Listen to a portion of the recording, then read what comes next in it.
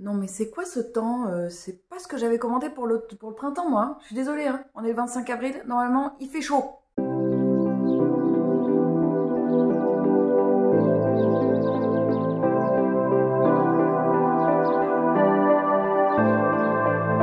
Alors aujourd'hui je vais vous faire un petit update lecture un peu hivernal. J'espère qu'au moment où sortira la vidéo le temps aura un peu changé, mais par ici clairement j'ai l'impression de revenir en hiver. Donc même si je garde les sons d'oiseaux en fond, eh bien on est reparti avec la bonne tasse de thé et le plaid sur les genoux. Aujourd'hui je vais vous parler de... Je vais essayer de les attraper d'une main. Non, pas possible. Je vais vous parler de 2 graphiques et je vais vous parler de 4 romans. 4 beaux romans, on va dire 2 gros beaux romans et un petit et un moyen. Bon, on y va tout de suite. La première lecture graphique que je vais vous présenter, c'est le 11e tome de Promised Neverland, toujours aussi incroyable, n'est-ce pas l'accent, de Pozuka Demuzi et Kei Shirei. Je pense qu'il faudrait que je me renseigne pour savoir si je le dis correctement et je ne pense pas. Kei Shirei, dans ce tome-là, on va continuer à suivre les aventures des enfants évidemment et de ce monde absolument atroce dans lequel ils vivent. Il va y avoir du changement, en fait je pense qu'on termine un petit peu un cycle dans ce tome-là. Et on va partir après très certainement sur le tome 12 sur d'autres aventures. Donc je sais pas du tout où est-ce qu'on va partir. Et ça tombait bien parce que ça commençait à être un tout petit poil longué. Donc il fallait vraiment qu'on change maintenant d'univers. C'est intéressant, j'ai hâte de voir vers où ça va partir. J'aime toujours autant, ça se lit très facilement. C'est quand même super gore. Voilà, c'est quand même... c'est marrant parce qu'il n'y a pas de... À ma bibliothèque, il n'y a pas de plus d'âge en fait. Mais je serais d'avis de dire que c'est quand même du plus 13-14 ans quand même. J'ai lu ensuite le tome 3 des Carnets de l'apothicaire de Itsuki Nanao et Neko Courage. Alors dans ce tome-là, Mao Mao, elle va plutôt être sur une partie enquête. Et j'ai beaucoup aimé en fait justement pas cet univers, mais ce style vers lequel on va aller dans ce tome-là, qui est donc quelque chose de très enquêtal, absolument pas français, d'un petit côté policier, un petit côté, voilà, elle va enquêter parce qu'elle va revenir d'où elle vient et il va se passer quelque chose, donc on va la suivre sur son enquête, dans son enquête. J'aime toujours autant les Carnets de l'apothicaire. Je prendrai le tome 4, évidemment, je pense à mon prochain passage en librairie. Et j'ai hâte de voir, pareil, où est-ce que ça va aller. Je trouve, voilà, c'est une lecture très facile et très chouette. J'aime vraiment beaucoup cet univers. On va passer maintenant à la partie roman. Alors là, il y a, donc comme je vous disais, il y a 2 presque coups de cœur, un moyen et un bof, bof, bof, bof, bof. On va commencer donc par le bof, bof. J'ai lu Connexion de Michael F. Flynn chez Le Bélial dans leur collection 1 heure lumière. C'est un tout petit ouvrage que j'ai eu dans le cadre de la masse critique Babelio. Alors, petit point, pour ceux que ça intéresse, les masses critiques, n'hésitez pas. Alors, vous avez mon compte Babelio dans la barre d'infos. Comme toujours, dans la barre d'infos, vous avez mon lien Patreon, mon compte Babelio, ma wishlist et mon compte Instagram. Le principe de Babelio, c'est qu'une fois par mois ou tous les 2 mois, il propose on peut postuler pour avoir un livre en échange d'une chronique. Il faut quand même tenir son Babelio, pas son Amazon, son Babelio à jour, avec des chroniques assez régulières. J'étais très contente de recevoir ce livre, déjà parce que je le trouvais très beau, et aussi parce que la collection Le Bélial, c'est une collection où j'ai lu quelques ouvrages, et à chaque fois que j'ai lu, j'ai bien aimé. C'était un peu bizarre, un peu barré, mais j'ai beaucoup aimé à chaque fois. Donc je suis partie dans cette lecture en me disant chouette, une petite lecture Le Bélial, c'est parti, go quoi. En fait, ce fut un petit peu plus complexe que ça. Déjà, au niveau du résumé, je n'avais rien compris. Mais alors, je n'avais rien compris. Sur Terre, aujourd'hui, ici et là, il y a ce truc sphéroïde reposant sur 5 jambes. Un monstre, quoi d'autre? Quelque chose errant loin de son nid et dont dépend la survie de ses pairs. Il y a cette femme aux cheveux blancs, coupée très court dans sa robe noire moulante, qui vous regarde bizarrement, comme si elle en savait trop sur vous. Et celui-là aussi, ce type à la mine morose, etc., etc. Bon, alors, c'est vrai que c'est pas que j'avais rien compris, mais ça me donnait envie, mais pas tellement. Je me suis dit, je vais quand même tenter, parce qu'après, il parle de plein de personnages. J'ai commencé la lecture, elle est divisée en gros en 3 parties. Première partie, j'ai pas tout compris. Deuxième partie, j'ai commencé à comprendre que si je comprenais pas la première partie, c'est parce qu'il y avait 3 parties et qu'elles étaient assez distinctes. Troisième partie, je me suis dit, alors, normalement, il y a des connexions qui se font, mais en fait, je les ai pas faites, les connexions. Et non seulement j'ai pas fait les connexions, mais en plus, j'ai pas du tout accroché avec cette lecture. Il y a tout ce que je n'aime pas dans la SF. La SF, j'en lis pas des masses, et notamment parce que je trouve qu'on peut vite être perdu dans le jargon. Alors, c'est souvent la critique qu'on va faire au niveau de la fantasy, on est perdu dans le jargon, on est perdu dans l'univers, ça sort toujours, c'est toujours assez incroyable, enfin c'est toujours incroyable, c'est toujours un monde imaginaire. Sauf que dans la fantasy, on tombe très souvent sur une époque médiévale. Et c'est intéressant parce que justement, en lisant un autre livre, dont je vous parlerai pas dans cette update, c'est pas automatique en fait le style médiéval à la fantasy, et pourtant ça s'est raccroché à ça pendant très longtemps. Bref, mis à part ça, la SF, j'étais pas trop, voilà, j'ai pas énormément lu de SF, donc je me suis dit, allez, j'ai envie de le tenter, j'ai envie d'ouvrir un petit peu, d'élargir mon horizon et de vraiment me plonger dans ce style-là. Et ben c'est pas la lecture qu'il faut faire dans ces cas-là, parce que là c'est typiquement tout ce que j'aime pas. Je me suis noyée dans les noms, je me suis noyée dans le style, je n'ai pas réussi à me faire une idée de l'univers, et pourtant c'est tout petit. Hein. Donc j'ai pas du tout accroché avec cette lecture. C'est dommage parce que bah, j'aime bien cette collection, mais comme quoi il faut pas forcément se fier à une maison d'édition ou une collection pour dire ah bah, je vais forcément aimer. Donc c'était un peu dommage. Voilà, c'était la lecture SF que je ne vous conseille pas si vous n'êtes pas habitué à ce genre-là.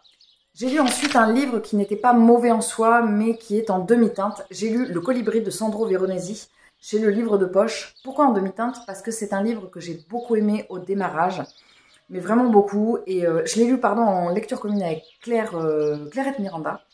Et au début, vraiment, il y avait quelque chose de très poétique dans l'écriture. J'aimais beaucoup, c'était très sympa.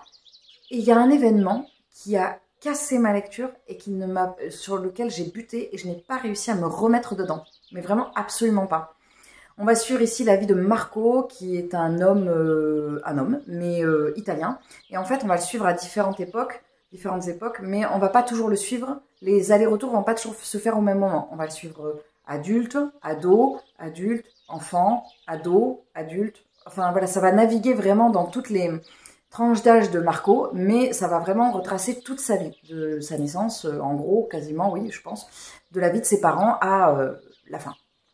Et à un moment donné dans sa vie, il se passe un élément que j'ai pas apprécié moi personnellement. C'est vraiment c'est lié à moi, c'est pas lié au livre, ça me parle pas. Je n'aime pas avoir ce genre d'éléments dans les bouquins, donc j'ai un petit peu décroché de ma lecture. Ce que j'ai beaucoup aimé, c'est qu'en fait, la partie que j'ai le plus aimé, c'est qu'on va beaucoup parler de Marco et de son histoire d'amour avec Louisa. Enfin, c'est pas vraiment c'est sa non-histoire d'amour avec Louisa et c'est fait à travers un échange épistolaire. Et ça, j'ai trouvé ça pas mal. Enfin, j'ai trouvé ça plutôt poétique. Le seul petit hic, mais ça c'est pareil encore une fois, c'est personnel. Les lettres étaient écrites en italique et moi j'ai un gros problème avec la lecture en italique dans les livres. C'est quelque chose qui, je pense que c'est au niveau du dessin, du graphisme en fait, ça n'a rien à voir avec le contenu, c'est vraiment la forme. Dès que c'est écrit en italique, ça me fait décrocher. Donc bon, là j'ai réussi à m'accrocher parce qu'il y en a quand même pas mal, mais c'est pas, voilà, c'est pas la partie qui m'a dérangée. Ce qui m'a dérangée, c'est vraiment comment tourne le récit. Et finalement, j'ai été un peu déçue par cette fin que j'ai trouvée bien, mais pas, voilà, pas oufissime. Ça m'a fait me dire que le genre de la littérature blanche, c'est pas forcément le genre qui me parle le plus. Il faut que je fasse attention à ne pas trop en lire parce que très vite, je me lasse en fait.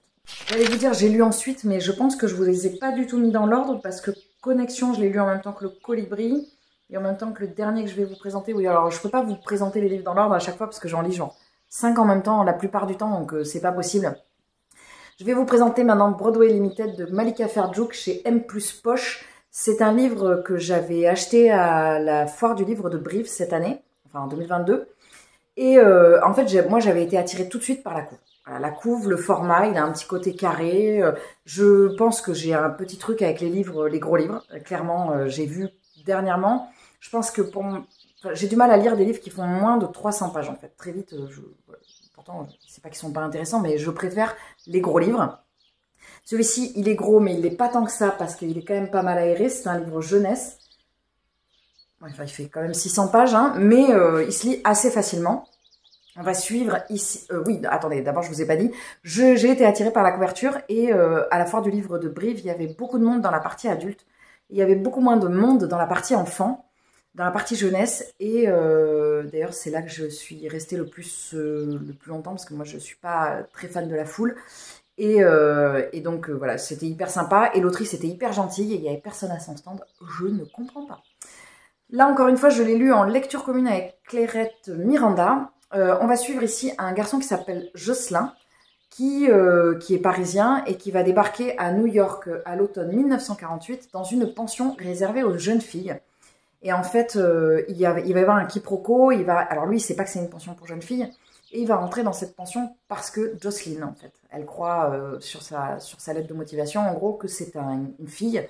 Donc, quand il arrive, elles sont un peu surprises et il va tomber sur la propriétaire la tenancière, la propriétaire de la pension. Et à partir de là, il va être intégré à cette pension, à ce pensionnat de jeunes filles. Elles sont toutes là, et lui y compris d'ailleurs, elles sont toutes là, si le masculin ne l'emporte pas forcément sur le féminin, autrefois c'était comme ça. Bref, Jocelyn et les filles ils sont tous là pour développer leur carrière artistique. Alors artistique dans le milieu de la danse, dans le milieu du théâtre, dans le milieu du chant. Il y a plein de métiers, de corps de métiers différents au niveau du spectacle, mais ils sont tous vraiment axés sur leur carrière. Ils ont autour de la vingtaine. Et on va suivre leurs aventures. C'est un premier tome, il y en a 3. Donc moi, je lirai clairement les 3 tomes. J'ai adoré cette lecture que j'ai trouvée extrêmement douce. Je me suis un petit peu perdue dans les noms parce elles ont des noms, les jeunes filles, qui sont... voilà, il y a un petit texte au début, heureusement, une présentation. Elle s'appelle Paige, Chic, Chica, Ursula, Betty. Ouais, c'est le chat. Donc voilà, Manhattan, du coup je me mélangeais un petit peu des fois, mais plus ça va aller, au cours des chapitres on en apprend de plus en plus sur chacune. On va savoir un petit peu qu'est-ce qui les a amenés à arriver à cette pension. Et il y a notamment un chapitre sur Broadway Limited qui était très très très beau. C'était une écriture très poétique, encore une fois, un petit peu comme l'autre, mais pas du tout dans le même style. C'est un livre jeunesse, je dirais que c'est un livre young adulte. Et c'était de super qualité. Mais vraiment, c'était de super qualité. C'était très bien documenté. Je me suis vraiment sentie à New York en 1948, mais j'étais complètement immergée dans cette époque, complètement immergée dans cette ville. Et j'ai adoré, c'était génial. Et peut-être que c'est un coup de cœur. J'attends juste de voir ce que vont donner le tome 2 et le tome 3. Parce que voilà, j'aime bien juger l'ensemble d'une saga. Mais en tout cas, c'était vraiment top. Si vous cherchez un livre sur cette ambiance-là, je vous encourage à le lire parce que vraiment, on se sent vraiment plongé dans cet univers-là. Et moi qui suis d'un milieu artistique, souvent il m'est difficile de lire des livres sur le milieu artistique parce que très souvent je trouve que ça fait faux. Voilà. Et là, pas du tout. J'ai vraiment beaucoup aimé et il y avait un petit côté film des années 40. Non, pas des films des années 40, mais enfin, l'image en tout cas qu'on se fait de ces années-là, c'était tout à fait ça. C'était exactement l'atmosphère qu'on pouvait retrouver. Donc c'était vraiment très très chouette. Malika Ferjouk, c'est une autrice que je ne connaissais pas et clairement, elle va rentrer dans la catégorie des autrices que je vais suivre. Voilà, ça fait partie des autrices.